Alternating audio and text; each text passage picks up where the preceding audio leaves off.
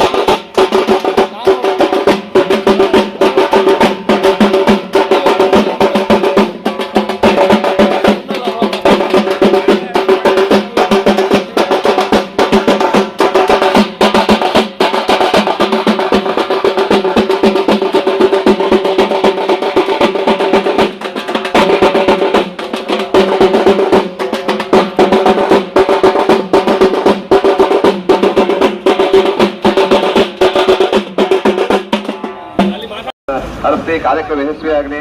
ತಮ್ಮ ಪಾದಯಾತ್ರೆ ಏನು ಇಲ್ಲಿಂದ ವಿಧಾನಸೌಧ ತನಕ ಪಾದಯಾತ್ರೆ ಮಾಡ್ತೀರಿ, ಆ ಪಾದಯಾತ್ರೆ ಹೆಚ್ಚಿನ ರೈತ ಬಾಂಧವರು ಭಾಗವಹಿಸೋದ್ರ ಮುಖಾಂತರ ಈ ಕಾರ್ಯಕ್ರಮ ಯಶಸ್ವಿಯಾಗಲಿ.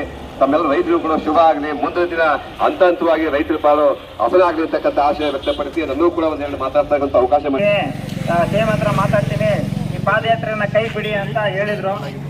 ಅದರಂತೆ ನಾವು ಆ ಪಾದಯಾತ್ರೆಯನ್ನ ಅವ್ರ ಮಾತಿಗೆ ಮರ್ಯಾದೆ ಕೊಟ್ಟು ನಾವು ಪಾದಯಾತ್ರೆನ ಬಿಟ್ಟು, ಆದರೆ ಈ ಸತಿ ಕ್ಯಾಬಿನೆಟ್ ಮೀಟಿಂಗ್ನಲ್ಲಿ ನಮ್ಮ ಕ್ಷೇತ್ರದಲ್ಲೇ ಆದ ಕ್ಯಾಬಿನೆಟ್ ಮೀಟಿಂಗ್ನಲ್ಲಿ ನಮ್ಮ ಹನೂರು ತಾಲೂಕಿಗೆ ಏನು ಕೂಡ ಬಜೆಟಲ್ಲಿ ಆಗಲಿ ಸಂಪುಟ ಸಭೆಯಲ್ಲಿ ಆಗಲಿ ನಮಗೆ ಏನು ಕೊಳ್ಳಿಲ್ಲ. ಆದ್ದರಿಂದ ನಾವೇನು ಮಾಡೋದು ಅಂದರೆ ಮುಂದಿನ ವರ್ಷ ಏನಾರು ಆಗಲಿ ಕ್ಯಾಬಿನೆಟ್ ಸಭೆ ನಡೆದಾಗ ನಾವು ಪಾದಯಾತ್ರೆ ಹೊರಡೇಬೇಕಂತ ನಮ್ಮ ಹೋದ ವರ್ಷನೇ ತಯಾರಾಗಿದ್ದೋ. ಅದೇ ರೀತಿ ಕ್ಯಾಬಿನೆಟ್ ಮೀಟಿಂಗು ಮಾರ್ಚ್ಗೆ ಬೀಳುತ್ತೆ ಅಂತ ಇದ್ದೋ, ಆದರೆ 6ನೇ ತಾರೀಕು ಬೀಳುತ್ತೆ ಅಂತ ನಮಗೆ ಗೊತ್ತಿರಲಿಲ್ಲ. ಸಡನ್ನಾಗೆ 6ನೇ ತಾರೀಕು ಅಂತ ಘೋಷಣೆ ಆದದಕ್ಕೆ ಸಿದ್ಧತೆ 15 ದಿವಸದಲ್ಲಿ ನಾವು ಈ ಸಿದ್ಧತೆಯನ್ನು ಮಾಡಿಕೊಂಡು ಇವತ್ತು ಪಾದಯಾತ್ರೆಯನ್ನು ಹೊರಡ್ತಾ ಇದ್ದೀವಿ. ಏನಿವೆ ಈ ಬಜೆಟ್ ಅಧಿವೇಶನದಲ್ಲಿ ನಮ್ಮ ಹನೂರು ಭಾಗದ 490 ಕೋಟಿಗೆ ಏನು ಉತ್ತರಲ್ಲ ಜಲಾಶಯಕ್ಕೆ ಡಿಪಿಆರ್ ಆಗಿದೆ. ಆ ಡಿಪಿಆರ್ ಪ್ರಕಾರ ಹಣವನ್ನು ಹಂತವಾಗಿ ಬಿಡುಗಡೆ ಮಾಡಲಿ ಅಂತ ನಾವು ಒತ್ತಾಯನ ಮಾಡಕ್ಕೆ ಹೋಗ್ತಾ ಇದ್ದೀವಿ. ಏನು ನಮ್ಮ ಹಣ ಏನು ಒತ್ತಾಯನ ಅವರು ಪೂರೈಕೆ ಮಾಡಗಂಟನು ನಾವು ಬೆಂಗಳೂರಲ್ಲೇ ಕೂಡ ಠಿಕಾಣಿ ಹೂಡ್ತೀವಿ. ಎಲ್ಲ ರೈತ ಬಾಂಧವಗಳು ಮತ್ತೆ ಸಾರ್ವಜನಿಕರು, ವರ್ತಕರು ಎಲ್ಲರೂ ಕೂಡ ನಮ್ಮ ಒಂದು ಬೆಂಬಲಕ್ಕೆ ಸಹಕಾರ ಕೊಡಬೇಕಂತ ನಾವು ಕೇಳ್ಕೊತಾ ಇದ್ದೀವಿ. ಯಾಕಂದ್ರೆ ನಮ್ಮ ಒಂದು ಹೋರಾಟ ಬೆಂಗಳೂರಿಗೆ ಹೋಗಂಟನೂ ನಮ್ಮ ಹೋರಾಟ ಇರೋದು. ನಮ್ಮ ಹೋರಾಟ ನಮ್ಮ ಅನುದಾನವನ್ನು ಬಿಡುಗಡೆ ಮಾಡಗಂಟ ನಮ್ಮ ಹೋರಾಟ. ಅದರಿಂದ ಮುಂದಿನ ದಿನದಲ್ಲಿ ನಮ್ಗೆ ಏನು ಬಜೆಟಲ್ಲಿ ಹಣವನ್ನ ಅನುಮತಿ ಮಾಡಗಂಟನು ನಾವು ಬರಲ್ಲ ಅನ್ನೋದು ಒಂದು ತೀರ್ಮಾನ ತಗೊಂಡಿದ್ದೀವಿ. ಎಲ್ಲರೂ ಕೂಡ ನಮ್ಗೆ ಸಹಕಾರ ಮಾಡ್ಬೇಕಂತ ನಾನು ಕೇಳ್ಕೊತೀನಿ. ಹಾಗೆ ನೋಡಿ, ನಮ್ಮ ಗೋಪಿನಾಥ ಗ್ರಾಮ ಪಂಚಾಯತಿಗೆ ಸೇರಿದ ಆಲಂಬಡಿ ಗ್ರಾಮ, ಮಾರಿಕೋಟೆ, ಜಂಬುಪಟ್ಟಿ, ಅಬ್ಗಾಪಟ್ಟಿ, ಪುಂಗಮಾತೂರು, ಬುದುಕಾಡು ಪಾರಂಪರಿಕವಾಗಿ ಅರಣ್ಯವಾಸಿಗಳವರು ಅರಣ್ಯದಲ್ಲೇ ಇರೋದು. ಈ ಅರಣ್ಯದಲ್ಲಿ ಇರೋರಿಗೆ ಇನ್ನೂವರೆಗೂ ಹಕ್ಕುಪತ್ರ ಕೂಡ ಕೊಟ್ಟಿಲ್ಲ, ಅವ್ರಿಗೆ ಕರೆಂಟ್ ಕೊಟ್ಟಿಲ್ಲ, ಅವ್ರಿಗೆ ಕುಡಿಯೋ ನೀರು ಕೂಡ ಕೊಟ್ಟಿಲ್ಲ. ಏನು ಒಂದು 10 ಮೀಟರ್ಲಿ ಹೊಳೆ ಇದೆ, ಅವ್ರಿಗೆ ಕುಡಿಯೋ ನೀರು ಕೂಡ ಕೊಟ್ಟಿಲ್ಲ. ಅದರಿಂದ ಇದು ಒಂದು ನಮ್ಮ ಪಾದಯಾತ್ರೆಯಲ್ಲಿ ಅದು ಒಂದು ನಮ್ಮ ಹೋರಾಟವನ್ನು ಇಟ್ಕೊಂಡಿದ್ದೀವಿ. ಆ ಪಂಚಾಯತಿಯ ಎಲ್ಲ ಗ್ರಾಮಗಳಿಗೂ ಮೂಲಭೂತ ಸೌಕರ್ಯವನ್ನು ಕಲ್ಪಿಸ್ಬೇಕನ್ನೋದನ್ನ ನಮ್ಮ ಕರ್ನಾಟಕ ರಾಜ್ಯ ರೈತ ಸಂಘ ನಾವು ಎತ್ತಿ ಹಿಡಿದಿದ್ದೀವಿ. ಆ ಗ್ರಾಮಕ್ಕೆ ಮೂಲಭೂತ ಸೌಕರ್ಯ ಕಲ್ಸಗಂಟನೂ ನಮ್ಮ ಹೋರಾಟ ಇದ್ದೇ ಇರ್ತದೆ. ನಾವು ಹೋರಾಟ ಮಾಡ್ತೀನಿ. ಸಾರ್ವಜನಿಕರು ಕೂಡ ನಮ್ಗೆ ಸಹಕಾರ ಮಾಡ್ಬೇಕಂತ ನಾವು ನಿಮ್ಮಲ್ಲಿ ಕೇಳ್ಕೊತಿದ್ದೀವಿ. ಯಾಕಂದ್ರೆ ಇದು ರಾಜಕೀಯವಾಗಿ ಏನು ನಾವು ಮಾಡ್ತಾ ಇಲ್ಲ, ನಾವು ಜನಗಳ ಹಿತ ಸ್ಥಿತಿ ಮತ್ತೆ ಜನಗಳಿಗೋಸ್ಕರ ನಾವು ಮಾಡ್ತಾ ಇರೋದು. ನಮ್ಮ ರೈತ ಒಂದು ಒಗ್ಗಟ್ಟಿನಿಂದ ನಾವು ಮಾಡ್ತಾ ಇರೋದ್ರಿಂದ ಎಲ್ಲರೂ ನಮ್ಗೆ ಸಹಕಾರ ಕೊಡ್ಬೇಕಂತ ನಾವು ಕೇಳ್ಕೊತಾ ಇದ್ದೀನಿ. ದಯಮಾಡಿ ಪಾದಯಾತ್ರೆಯಲ್ಲಿ ಯಾರು ಸಹ ರೋಡ್ನ ಅರಿಕೊಂಡು ಹೋಗ್ಬೇಕು. ಯಾಕಂದ್ರೆ ಇವತ್ತೊಂದು ಜೀವನ ಹೇಗಿರೈತಿದೆ ಅಂತಂದ್ರೆ ನೀರಿನ ಮೇಲೆ ಗುಳ್ಳೆ ಇದ್ದಂಗೆ ಎಲ್ಲರ ಸಂತೋಷಕ್ಕಾಗಿದ್ದು ತಾವು ಪಾದಯಾತ್ರೆಯನ್ನು ಹೊರಡ್ತಾ ಇದ್ರಿ ತಮ್ಮ ಧನುಮನವನ್ನು ಅರ್ಪಿಸ್ಕೊಂಡು. ಒಂದು ಶೋಷಣೆ ಖುಷಿ ಹೆಂಗಾಗಿದೆ ಅಂದ್ರೆ ಇವತ್ತು ಈ ಸರ್ಕಾರಗಳು ಕುಡಿಯೋ ನೀರಿಗಾಗಿ ಕೆರೆ ನೀರಿಗಾಗಿ ಪಾದಯಾತ್ರೆಯನ್ನು ಓಡಿಸುವಂತ ಸೂಚನೆ ಬಂದ್ಬಿಟ್ರೆ ಈ ಬಿಟ್ಟಿ ಭಾಗ್ಯಗಳನ್ನ ಕೊಟ್ಟು ರೈತರುಗಳನ್ನ ಬೀದಿ ತಂದ್ಬಿಟ್ಟಿವೆ. ಇವುಗಳಿಗೆ ಯೋಗ್ಯತೆಗಳಿಗೆ ಕುಡಿಯುವಂತ ನೀರು ಕೊಡಕ್ಕೂ ಆಗ್ತಾ ಇಲ್ಲ ಅಂತ ಸಿಚುವೇಶನ್ ಇದೆ. ರೈತರು ನಾವು ಬೆಳೀತಾ ಇರೋದೇ ಬಿಟ್ಟಿ, ಯಾಕಂದ್ರೆ ನಮ್ಮ ಶ್ರಮವನ್ನ ವಹಿಸಿ ರೈತರುಗಳಿಗೆ ಇಲ್ಲಿ ಇವತ್ತು ಎಲ್ಲರಿಗೂ ಬೆಳೆಯುತ್ತಾ ಇರೋದು ಕೇವಲ ಬರೀ ಹಣಕಾಸುಗಳಿಗೆ ಮಾತ್ರ ಕೊಡ್ತೀವಿ ಅನ್ನೋರ್ಗು ನೀರು ಕೊಡಕ್ ಆಗ್ತಾ ಇಲ್ಲ ಸರ್ಕಾರಗಳ ಕೈಲಿ. ಇಂಥ ಸರ್ಕಾರಗಳು ಇದ್ದು ಸತ್ತಂತಾಗಿವೆ. ರೈತರ ಪಾಲಿಗೆ ಈ ಸರ್ಕಾರಗಳು ಸತ್ತಿವೆ ಅಂತ ಹೇಳಕ್ ಹೊರಟಿದೀವಿ. ಇವತ್ತು ಮತ್ತೆ ಕುಡಿಯೋ ನೀರು ಇವ್ರ ಯೋಗ್ಯತೆಗಳಿಗೆ ಸ್ವತಂತ್ರ ಬಂದು 79 ವರ್ಷ ಆಯ್ತು. 78 ಮೇಲೆ 79 ಬಂದು 79 ವರ್ಷ ಆಗಿದ್ರು ಹಳ್ಳಿಗಳ ಕುಡಿಯೋಕೆ ನೀರು ಕೊಡಕ್ಕಾಗಿಲ್ಲ. ನಾವು ಇವತ್ತು ಸೆಟ್ಲೈಟ್ ತಗೊಂಡೋಗಿ ಇವತ್ತು ಚಂದ್ರಯಾನದ ನೀರು ಉಳ್ಕೊಳ್ಳುವಂತ ಸಿಚುವೇಶನ್ ಇದೀವಿ. ಆದ್ರೆ ಹಳ್ಳಿಗಳ ನೀರು ಕೊಡಕ್ಕಾಗ ತಮ್ಮ ಇವತ್ತು ಈ ಪಾದಯಾತ್ರೆ ಹೊರಟಿರುವಂತ ನನ್ನ ಎಲ್ಲಾ ತಾಯಂದ್ರಿಗೆ ಆಗಿಲ್ವ ನನ್ನೆಲ್ಲ ಅಣ್ಣ ತಮ್ಮರಿಗೆ ಬಂಧು ಬಳಗದವ್ರಿಗೆ ಒಂದು ಹೇಳೋದೇನು ಬರೋದು ಬಯಸ್ತೀನಿ ಅಂತಂದ್ರೆ, ದಯಮಾಡಿ ಈ ಪಾದಯಾತ್ರೆ ಯಶಸ್ವಿ ಆಗ್ಬೇಕು ಅಂತಂದ್ರೆ ಒಂದು ಶಾಂತಿ ಸುವ್ಯವಸ್ಥೆಯಿಂದ ದಯಮಾಡಿ ಒಂದು ಸೈಡ್ ನಲ್ಲಿ, ಯಾಕಂದ್ರೆ ಇವತ್ತು ವೆಹಿಕಲ್ಗಳು ತುಂಬಾ ಇವೆ, ಹಂಗಾಗಿ ಸೈಡ್ ಹೋಗಿ ಅಂತ ಸುರಕ್ಷತೆಯನ್ನು ಹೇಳ್ತಾ ನನ್ನ ಈ ಮಾತ್ರ ಮುಗಿಸ್ತಾ ಇದ್ದೀನಿ. ನಮ್ಮ ಇದುವರೆಗೂ ಮಾತಾಡ್ತಕ್ಕಂಥ ನಮ್ಮ ಗುರುಪೇಟೆ ತಾಲೂಕು ಅಧ್ಯಕ್ಷರಾದ ದಿಲೀಪ್ ಕುಮಾರ್ ಕೂಡ ನಮ್ಮ ಧನ್ಯವಾದಗಳು.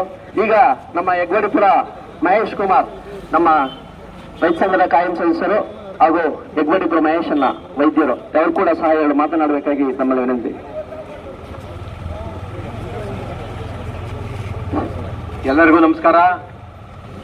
ಏನು ಇವತ್ತು ಪಾದಯಾತ್ರೆ ಹೊರಡ್ತೇವೆ, ಇನ್ನೂ ಕೂಡ ಅದು ವಿಧಾನಸೌಧಕ್ಕೆ ಶಬ್ದ ಕೇಳಿಲ್ಲ, ಸಿದ್ದರಾಮಯ್ಯನ್ಗೆ ಅರಿವಾಗಿಲ್ಲ. ಯಾಕಂತಂದ್ರೆ ಅವತ್ತೇ ನಾವು ಪತ್ರಿಕೆ ಹೇಳಿಕೆ ಕೊಟ್ನು, ಎಲ್ಲ ಕೊಟ್ನು, ಆದ್ರೂ ಕೂಡ ಇನ್ನೂ ಏನೋ ಅಲ್ಲಿಂದ ಮಾಹಿತಿ ಬಂದಿಲ್ಲ. ಏನು ಮಕ್ಕಳಾಟಗ ಆಟ ಆಡ್ಸ್ಕೊತಿದಾರ ಅಲ್ಲಿ, ನಾವು ಯಾತಕ್ಕೆ ಇವ್ರನ್ನ ಆರಿಸಿ ಇಲ್ಲಿ ಕೆಲಸ ಮಾಡಕ್ಕಾಗಲ್ಲ ನಾವು. ನೀವು ಹೋಗಿ ಅಲ್ಲಿ ರೈತರ ಪರ ಕೆಲಸಗಳು ಮಾಡಿ ಅಂತ ಕಳಿಸಿರೋದು. ಆದ್ರೂ ಕೂಡ ಪಾದಯಾತ್ರೆ ಇಟ್ಕೊಂಡಿದ್ರು ಕೂಡ ಏನು ವಿಚಾರ ಬಂದಿಲ್ಲ. ಅದಲ್ಲದೆ ಇವತ್ತು ನೀರಿಗೆ ಕಷ್ಟವಾಗಿದೆ, ಮೂಲಭೂತ ಸಮಸ್ಯೆಗಳಿಲ್ಲ, ಪ್ರತಿಯೊಂದಾಗಿದ್ರು ಕೂಡ ಇನ್ನೂ ಕೂಡ ಇದನ್ನ ಗಮನಕ್ಕೆ ಇಲ್ದಿರಂತ ಕೂತಿರಂತ ಉಸ್ತುವಾರಿ ವೆಂಕಟೇಶ್ ಅವರು ಉಸ್ತುವಾರಿ ಅವರು ಕೂಡ ಗಮನ ತಡೆಯಲ್ಲಿ ವಿಫಲವಾಗಾರ. ಇವತ್ತು ಉಸ್ತುವಾರಿ ಹಾಕಿರೋದು ಯಾತಕ್ಕೆ ಇವ್ರನ್ನ, ಯಾತಕ್ಕೆ ಬೇಕು ಈ ತರ ಸಮಸ್ಯೆಯನ್ನ ಮುಖ್ಯಮಂತ್ರಿಗೆ ಅರಿವು ಮಾಡಲಿಲ್ಲ ಅಂತಂದ್ರೆ ಉಸ್ತುವಾರಿ ಯಾತಕ್ಕೆ ಬೇಕು ನಮ್ಗೆ. ಆದ್ರಿಂದ ಕೂಡ್ಲೆ ಈಗ ಏನ್ ಸಿಎಂ ಸಿದ್ದರಾಮಯ್ಯ ಎಚ್ಚೆತ್ಕೊಂಡು ಈಗ ಪಾದಯಾತ್ರೆ ಅಜ್ಜಿಪುರ ಸರ್ಕಲ್ ಇಂದ ಓಡ್ತಾ ಇದೀವಿ. ಇನ್ನೇನು ಈಗಲಾರು ಕೂಡ ಎಚ್ಚೆತ್ಕೊಂಡು ರೈತರು ಇದು ಪಾದಯಾತ್ರೆ ಅಂದ್ರೆ ಆಟವಲ್ಲ, ಇದು ಕಷ್ಟ ಪಾರಂಪರೆಯಲ್ಲಿ ಹೋಗ್ಬೇಕು. ಯಾಕಂದ್ರೆ ಅಷ್ಟು ಕಷ್ಟವಾಯ್ತದೆ, ಬಿಸಿಲು ಬೇಗ ತಡೆಯಕ್ಕಾಗಲ್ಲ. ಅಂತ್ಯದಲ್ಲಿ ಅಲ್ಲಿ ವ್ಯವಸ್ಥೆ ಮಾಡ್ಕೊಂಡ್ ಬರ್ಬೇಕಾದ್ರೆ ಬೇಕಾದಷ್ಟು ತೊಂದರೆ ಅನುಭವಿಸ್ತಾರೆ ರೈತರು. ಅದನ್ನ ಅರ್ಥ ಮಾಡ್ಕೋಬೇಕು. ಅದು ನಾನು ಹೇಳ್ತಾ ಇರೋದು ಇಷ್ಟು ಯಾಕೆ ಹೇಳ್ತಾನೆ ಅಂದ್ರೆ, ಸಿದ್ದರಾಮಯ್ಯನು ಬೇರೆ ಇವ್ರುಗಳು ಬಂದಿರಲ್ಲ, ಆ ರೀತಿ ಬಂದಿಲ್ಲ, ನಮ್ಮ ಸಂಘಟನೆಯಿಂದ ಬಂದಿರೋಂತ ಒಂದು ವ್ಯಕ್ತಿ. ಆದ್ರೂ ಕೂಡ ಇವರು ಅರಿವಾಗಿಲ್ಲ ಅಂದ್ರೆ ಅರ್ಥವೇನು? ಇವ್ರಿಗೋಸ್ಕರ ಎಲ್ಲ ಶ್ರಮ ಪಟ್ಟಿದೀವಿ ನಾವು. ಟಿಪಿ ಗೆಲ್ಸಿದೀವಿ ಮತ್ತು ಅಲ್ಲೂ ಕೂಡ ಇವರು ಫೈನಾನ್ಸಿಯಲ್ ಆಗಿದ್ರು, ಕಾರ್ಯದರ್ಶಿ ಆಗಿದ್ರು. ಆದ್ರೂ ಕೂಡ ರೈತರ ಅರಿವು ಇನ್ನೂ ಮುಟ್ಟಿಲ್ಲ ಸಿದ್ದರಾಮಯ್ಯನಿಗೆ ಅಂತಂದ್ರೆ ಏನಂತ ಅನ್ಬೇಕು ನಾವು. ಕೂಡ್ಲೆ ಎಚ್ಚೆತ್ಕೊಂಡು ಈ ಪಾದಯಾತ್ರೆ ಹೊರಡೋದ್ರೊಳಗಾರು ಕೂಡ ಪಾದಯಾತ್ರೆ ಬಿಡಿ, ಈಗ ಹಣ ಹಾಕಿದೀವಿ, ಅಭಿವೃದ್ಧಿ ಮಾಡ್ತೀವಿ ಅನ್ನೋ ಒಂದು ಇದು ನೋಟಿಫಿಕೇಶನ್ ಸಹಿತ ಕಳಿಸ್ಕೊಡ್ಬೇಕು ನಮ್ಗೆ. ಸರ್ಕಾರ ಸುತ್ತಲೇ ಬರಬೇಕು. ಇಲ್ಲ ಅಂದ್ರೆ ಇದು ಹೊರಡ್ತೀವಿ, ತ್ವರಿತದ ಹೋರಾಟವನ್ನ ಎದುರಿಸಬೇಕಾಗುತ್ತೆ. ಅದಲ್ಲದೆ ಸುಮ್ಮನೆ ಅಲ್ಲ, ಬೆಂಗಳೂರು ತಲುಪಿದ್ರಂತೂ ಮೊಟ್ಟ ಮೊದಲ ಬಾರಿ ಸಿದ್ದರಾಮಯ್ಯ ಅವರ ಮನೆ ಡಿಸ್ ಮಾಡ್ತೀವಿ, ವಿದ್ಯುತ್ ಮತ್ತು ನೀರನ್ನ ಕಡಿತ ಮಾಡ್ತೀವಿ, DK ಶಿವಕುಮಾರ್ ಮಾಡ್ತೀವಿ. ಯಾಕಂದ್ರೆ ಇಷ್ಟಾದ್ರೂ ಕೂಡ ಅವ್ರು ಅರಿವಿಲ್ಲದೆ ಮಹಿಳೆಯರು, ಮಕ್ಕಳು, ಪುರುಷರು, ಒಂದು ಎಲ್ಲಾ ರೈತರು ಕೂಡ ಹೊಡ್ತಾವ್ರೆ. ಇನ್ನು ಎಚ್ಚೆತ್ಕೊಂಡು ಕೂಡ್ಲೆ ಏನು ನಮ್ಮ ರಾಜ್ಯ ಸರ್ಕಾರದ ಮುಖ್ಯಮಂತ್ರಿ ಮಾಡಬೇಕು, ಇದನ್ನ ಮಾಡಿ ವ್ಯವಸ್ಥೆ ಮಾಡಬೇಕು. ಇವತ್ತು ಎಷ್ಟು ಅನುಕೂಲ ಆಗಿದೆ, ನಾವು ಡಿಸೈಡ್ ಮಾಡ್ತೀವಿ. ಒಬ್ಬ ರೈತ ಸಂಘದಿಂದ ಹೋಗಿ ಎಂತೆಂತ ಕೆಲಸ ಮಾಡ್ಯಾರ ಅಂತ ನಾವು ಹೊಗಳ್ತೀವಿ ನಾವು. ಯಾಕಂದ್ರೆ ಅಂತ್ಯದಲ್ಲಿ ಇವ್ರು ಗಮನ ತಕ್ಕೊಂಡಿಲ್ಲ. ಇವತ್ತು ಇವರು ಪಂಚಪ ಯೋಜನೆಗಳು ಮಾಡಿದ್ರು, ಓಕೆ, ಒಳ್ಳೆ ಸುಮಾರು 80% ಜನಕ್ಕೆ ಬೇಕಾದಷ್ಟು ಅನುಕೂಲ ಆಗದೆ. ಅದನ್ನ ನಾವು ಅಲ್ಲಿಗೆಲ್ಲ ಅದನ್ನೇ ಬೇಕಾದಷ್ಟು ಮೂಲಭೂತ ಸಮಸ್ಯೆಗಳನ್ನ ಕೈಬಿಡ್ತಾವ್ರೆ ಅವರು. ಆದ್ರಿಂದ ಇವರು ಮಾಡಲೇಬೇಕು. ಇವತ್ತು ನಾನು ಒಂದು ವಿಧಾನಸೌಧದಲ್ಲಿರೋ ಹಂಸ ಪಕ್ಷಿ ಇಂಥವ್ರು ನನ್ನದು.